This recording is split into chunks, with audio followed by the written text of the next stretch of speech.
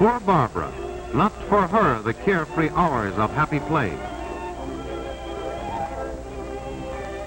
nor the busy hours of work and study.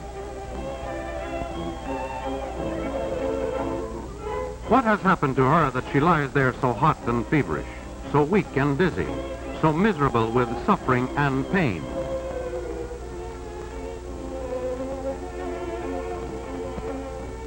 Our body is just like a little country that has been invaded by an enemy army.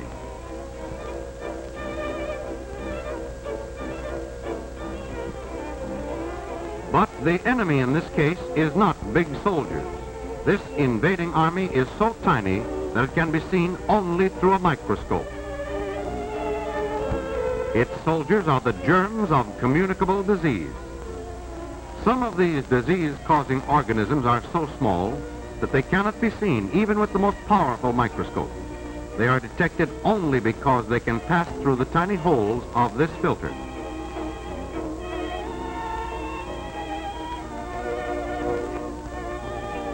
A communicable disease is one which can be caught from someone else.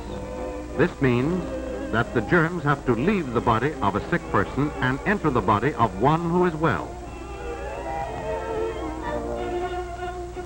The usual gateway by which they enter is through the mouth or nose.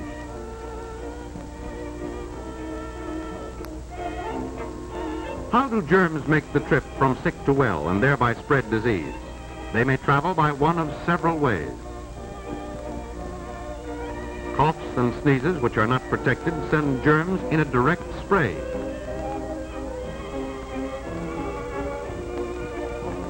Kissing also gives germs a direct, short trip.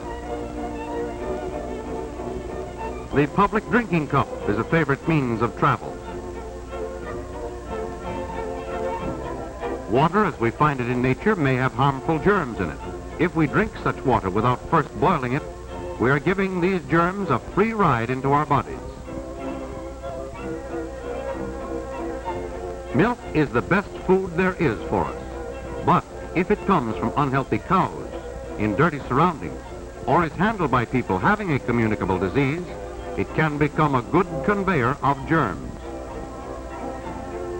Rats and some insects, particularly the fly, are of great help to germs of certain diseases by carrying them from filth to the food we eat.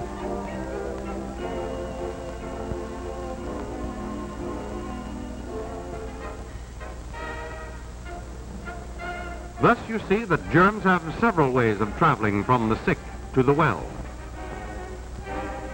As individuals and as a community, we can do many things to halt this movement of germs and prevent the spread of disease.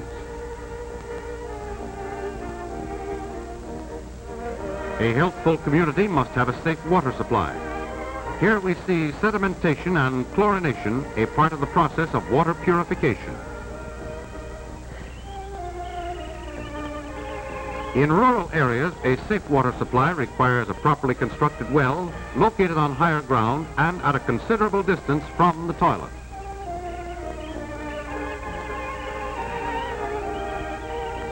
The purity of a city's water supply is further protected by the sanitary treatment of sewage. A series of processes renders the waste non-injurious to health. In rural areas, the problem of disposal of human waste can be solved by the building of a proper type septic tank.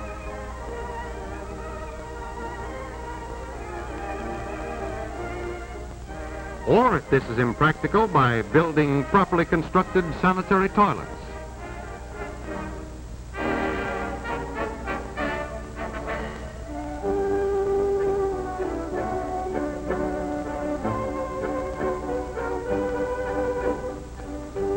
Care in all steps of handling milk will do much to reduce milk-borne diseases.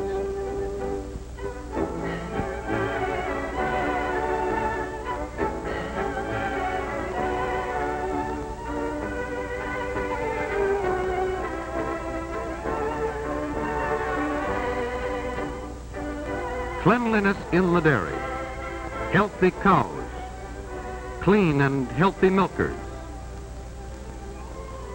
sterilized buckets, and cans so constructed as to keep out dust and flies all help to bring us safe milk so important in our lives.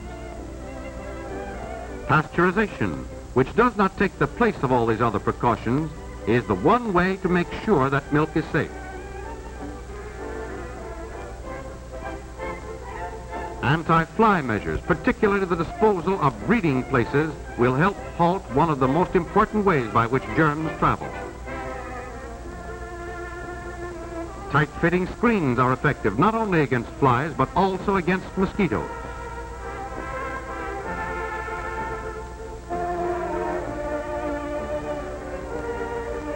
We can do much to prevent the spread of disease by keeping away from those who are sick.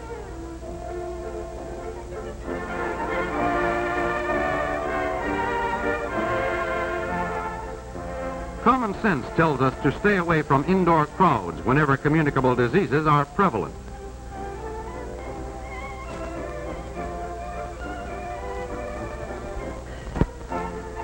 Always call the doctor early whenever a communicable disease is suspected. Early treatment may lessen the severity of the sickness and halt its further spread.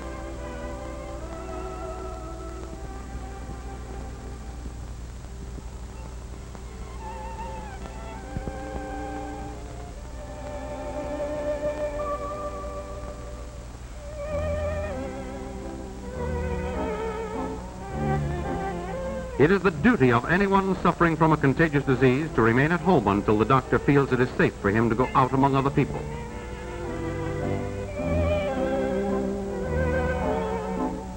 Some diseases, such as smallpox, diphtheria, and typhoid fever, could be wiped out entirely if each and every one of us took advantage of the time-proved protection offered by vaccination and preventive inoculation.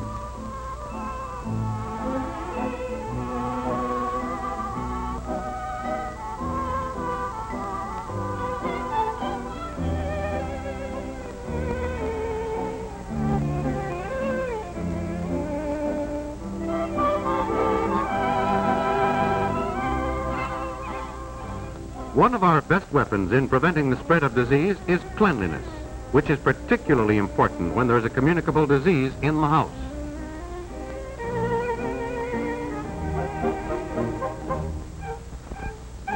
Certainly, cleanliness should be observed in all places where food is sold or served.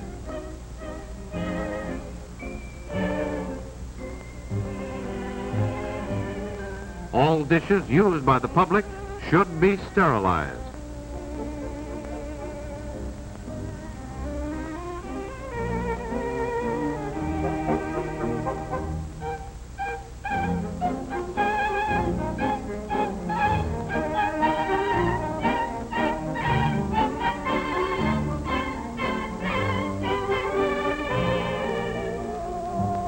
Our hands may pick up germs. The one act of washing the hands after going to the toilet and before eating is an invaluable health measure. The use of paper cups instead of common drinking glasses will help keep down the transmission of disease.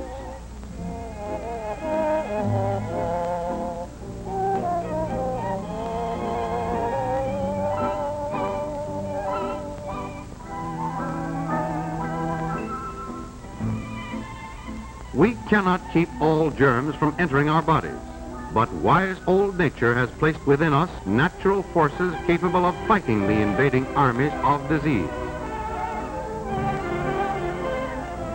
The better the condition of our health, the stronger this last line of defense against the invader. Building up this resistance depends upon a well-balanced diet which satisfies all the food requirements of our body.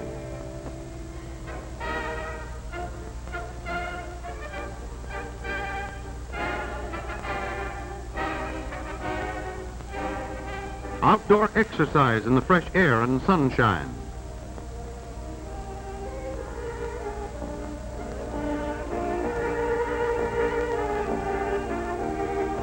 At least 6 glasses of water daily.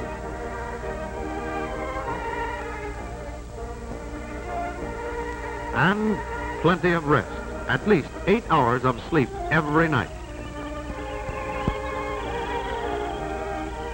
Every step we take to prevent the spread of disease means increased happiness and greater living efficiency for all of us.